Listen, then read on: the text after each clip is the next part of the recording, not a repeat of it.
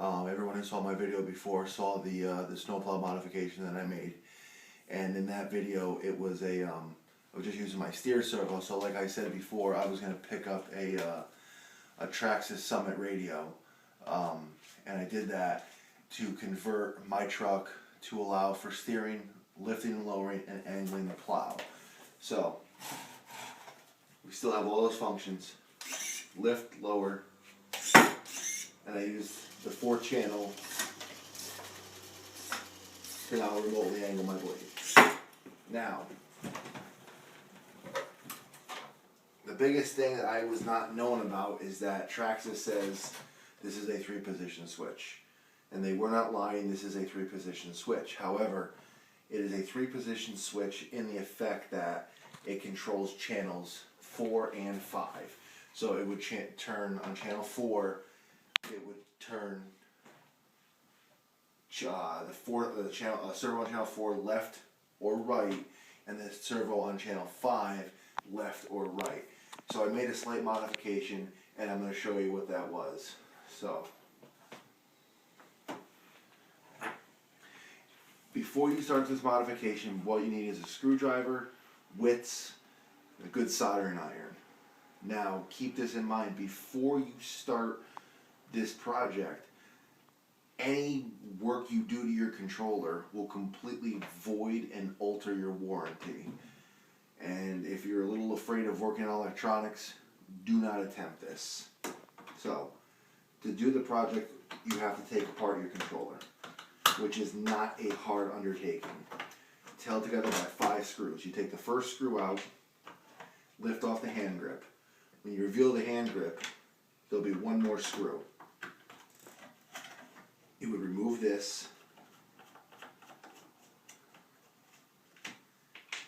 and detach the base. Now when you detach the base, this is actually the same procedure you would use if you wanted to install the docking base. You would put the new docking base in and clip into the data port right there. But we're going to go a step further. There's 3 more screws. You have one up at the top, which I've already removed, one down at the bottom, and then one at the back.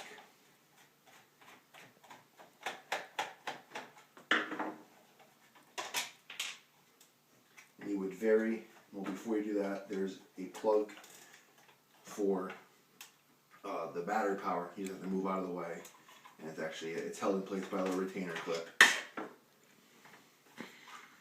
Remove your radiator, remove the cover. Now once you remove the cover, you'll have access to the whole circuit board. What you're going to do here is your 3-position switch right here and your rocker switch right here. All you're going to do is unsolder all 6 of these wires. And basically what you're going to do is unsolder these wires from the circuit board and switch them around. So you're going to take this 3-position switch and rewire it to the rocker switch, and then take the rocker switch and resolder it to where the 3-position switch normally went. So now this modification is great. So if you have a rock crawler, or if you want to run a scale winch or what have you, you can now use this controller.